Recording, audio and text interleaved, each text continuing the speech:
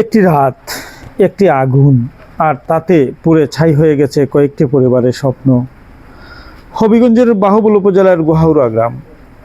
গতকাল বৃহস্পতিবার রাত, ঘড়ির কাঁটা তখন প্রায় 9টা ছুঁই ছুঁই। হঠাৎ করে আগুনের লেলিহান শিখা গ্রাস করে নেয় একের পর এক বসতঘর।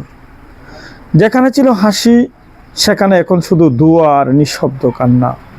যেখানে ছিল স্বপ্ন, সেখানে আজ শুধুই পুরা কাঠ আর ছাই।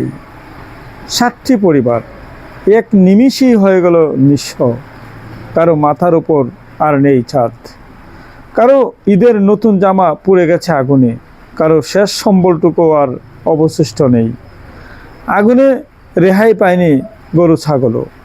কেউ বলছিলেন সব শেষ, কিছুই রইল না। এই এতটুকু কথাতেই যেন লুকিয়ে আছে পুরো ট্র্যাজেডির গল্প। তবে এই অন্ধকারের মাঝেও একটুখানি আলো হয়ে দাঁড়িয়েছেন স্থানীয় প্রশাসন।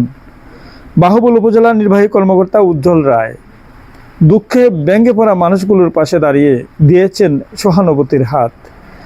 তিনি শুধু সহায়তাই দেননি, চেষ্টা করেছেন ব্যঙ্গে পড়া মানুষগুলোকে একটু সাহস দিতে।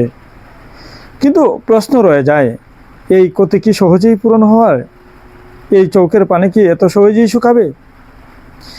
এমন ঘটনার খবর পাওয়ার সাথে সাথেই এই পরিবারের পাশে তাৎক্ষণিক ছুটে যান বাহুবল নবীগঞ্জ উন্নয়ন ফোরামের চেয়ারম্যান শাহজাহান আলী। তাৎক্ষণিক তাদের হাতে তুলে দেন নগদ 10,000 টাকা। তাদের সহযোগিতার জন্য কথা বলে প্রশাসনের ঊর্ধ্বতন কর্মকর্তাদের সাথে।